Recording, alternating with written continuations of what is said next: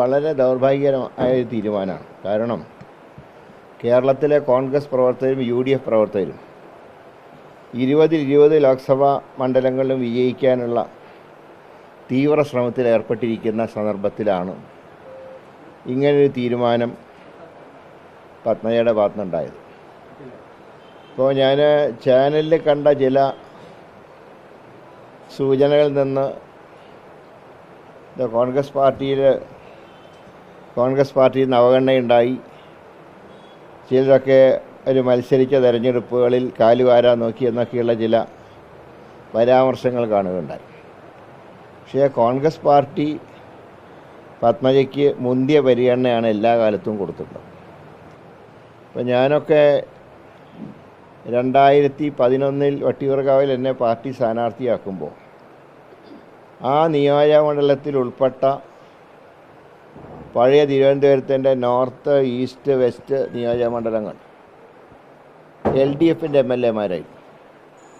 ആ സീറ്റിലാണ് ഞാൻ 16,000-ൽ പരം വോട്ടിന് വിജയിച്ചത്. ഞാൻ വടകരയിൽ ചെല്ലുമ്പോൾ രാജീവ് ഗാന്ധിയുടെയും ഇന്ദിരാഗാന്ധിയുടെയും മരണത്തിനെ തുടർന്നുള്ള സിമ്പതിയിൽ പോലും LDF ജയിച്ച നിയോജകമണ്ഡലമായിരുന്നു. മാത്രമല്ല മുല്ലപ്പള്ളിയുടെ 2ാം വട്ട വിജയം 3000 വോട്ടിനാണ്. ആ 3000 വോട്ടിൽ ആ നിയോജകമണ്ഡലത്തിൽ നല്ല വേരോട്ടമുള്ള അന്നത്തെ JDU, ഇപ്പോൾ RJD-യാണ്, ആ പാർട്ടി മുന്നണി വിട്ട സമയത്താണ് ഞാനവിടെ മത്സരിക്കുന്നത്.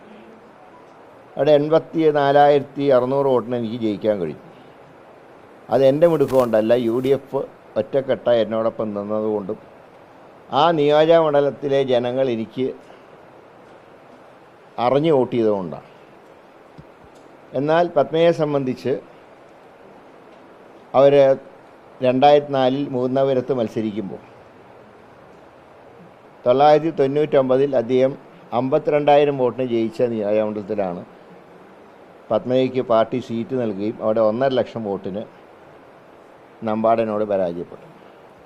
നമ്പാടൻ തന്നെ ആ തെരഞ്ഞെടുപ്പിൻ്റെ കൗണ്ടിങ് നടക്കുമ്പോൾ അദ്ദേഹം തന്നെ പറഞ്ഞിരുന്നു, അദ്ദേഹം തന്നെ ഞെട്ടിപ്പോയി, ഈ വോട്ടൊക്കെ എവിടുന്നാണ് വരുന്നത് എന്ന് അദ്ദേഹം ചോദിച്ച രംഗം അന്ന് ചാനലിൽ വന്നിരുന്നു. അതുപോലെ തന്നെയാണ് തൃശ്ശൂർ 2011-ൽ തേറമ്പിൽ രാമകൃഷ്ണൻ 12,000-ൽ പരം വോട്ടിന് ജയിച്ച നിയോജകമണ്ഡലത്തിൽ പത്മജയ്ക്ക് പാർട്ടി സീറ്റ് കൊടുത്തു. 7,000 വോട്ടിന് പരാജയപ്പെട്ടു. കഴിഞ്ഞ നിയമസഭയിൽ അതേ തൃശ്ശൂർ സീറ്റ് കൊടുത്തു. ത്രികോണ മത്സരത്തിൽ 1000 വോട്ടിന് പരാജയപ്പെട്ടു. അപ്പോൾ തെരഞ്ഞെടുപ്പിൽ ചിലരൊക്കെ കാലുവാരാൻ നോക്കിയെന്ന് പറയുമ്പോൾ അങ്ങനെ ചില വ്യക്തികൾ കാലുവാരിയാൽ തോൽക്കുന്നതാണോ ഒരു തെരഞ്ഞെടുപ്പെന്ന് പറഞ്ഞാൽ? അങ്ങനെയാണെങ്കിൽ എന്നെയൊക്കെ ഒരുപാട് പേര് വാരിയിട്ടുണ്ട്. ഞാൻ കംപ്ലൈൻ്റ് ഒന്നും കൊടുക്കാൻ പോയിട്ടില്ല, കൊടുക്കേണ്ട ആവശ്യമില്ല. കാരണം ജനങ്ങളെ പൂർണ്ണമായിട്ടും നമ്മൾ ജനങ്ങൾക്ക് വിധേയരായാൽ ഇതൊന്നും നമ്മൾ ഏൽക്കില്ല.